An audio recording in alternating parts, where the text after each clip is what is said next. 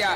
ஒரு ஆளு நல்ல வீடு கட்டி நல்லா வாழ்ந்தாருன்னு வை, என்ன ஆகும்? அவன் சொல்லுவான், எப்படி? நேத்து தெருவுல கிடந்தா இன்னைக்கு இந்த பயலுக்கு வந்த வாழ்க்கைய பாரு. புது வாழ்க்கையா இருக்க. வெள்ளை வேட்டி தான், வெள்ளை சட்டை தான், வீடு தான். அது ஏன் கேட்க? பரவாயில்ல அப்படின்னு பேசுவான். நல்லா வாழ்ந்துட்டு கொஞ்ச நாளைக்கு நம்ம கஷ்டப்பட்டோம்னு வை, சரி, அதுக்கு சொல்லுவான், நான் நேத்தே நினைச்சேன். என்ன நினைச்ச? இவனுக்கு இதுவும் வேணும், இதுக்கு மேலையும் வேணும். அதுக்கு மேல வேணும். அவன் என் கண்ணு முன்னால என்ன பீத்து பீத்துன்னு பீத்துனாமலா வந்த வரத பாப்பியோ அப்படின்னு பேசுவான். சரிதானே? அதாவது என்ன, உலகத்தில் ஒரு மனிதன் எதை கண்டாலும் பொறாமைப்பட்டு கொண்டே இருக்கிறான். அவன் எதை பார்த்தாலும் பொறாமைப்படுவாங்க. அவன் நல்ல வீடு கட்டிட்டா நம்ம நல்ல பெரிய வீடா கட்டணும்னு ஆசைப்படுதோம். சரிதானே? அவன் நல்ல செவத்த பொண்ணா பார்த்து கல்யாணம் முடிச்சுட்டா நம்ம பிள்ளைக்கு செவத்த பொண்ணா பார்க்கணும்னு ஆசைப்படுதோம்.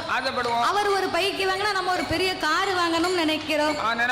அப்போ என்ன, எதை கண்டாலும் பொறாமைப்பட்டு கொண்டிருக்கக்கூடிய மனித உலகத்தில் மனிதன் ஒரே ஒரு காரியத்தை பார்த்து மட்டும்தான் பொறாமைப்படவில்லையா? எதை கண்டு பொறாமைப்பட தெரியுமா? யாருக்காவது தெரியுமா? அவன் செத்துட்டா நம்ம சீக்கிரம் செத்துறணும்னு யாராவது நினைக்கமா? நினைக்க மாட்டோம்ல, யாருமே நினைக்க மாட்டோம். அதேதான். நல்ல வேளை அவன் செத்து போயிட்டான், அவன் வீட்டை சேர்த்து நம்ம பேர்ல எழுதி வச்சுக்கிடணும். ஆமா, அப்படித்தான் எல்லாருக்கும் ஆசை இருக்கு.